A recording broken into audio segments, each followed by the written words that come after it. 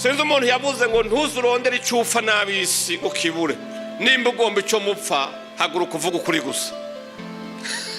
uzoba uronse icyo mupfa n'ab'isi. Ntiwigore urondera kure ngo nukora iki ngo ntate n'ab'isi banyange. Oya, ukaba ugomba kugira icyo upfa n'ab'isi, ntibikugore, haguruka uvuga ukuri, kubera ikinyoma nicyo giganje muri ino si. Imana idufashe cyane.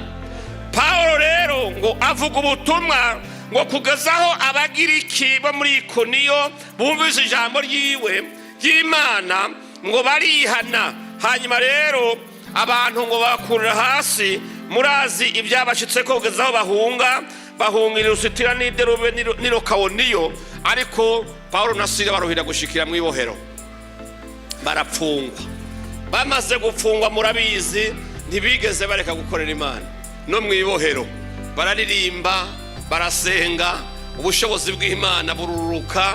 Marayika w'Imana araza abugurura ko amapingu, yugurura n'umwango w'ibohero, imiryango yose iruguruka. Hanyuma baje kuraba mu gitondo basanga ntibakiri mu ibohero, ahubwo ariko bivugira ubutumwa hirya. Imana ishimwe cyane. Haleluya.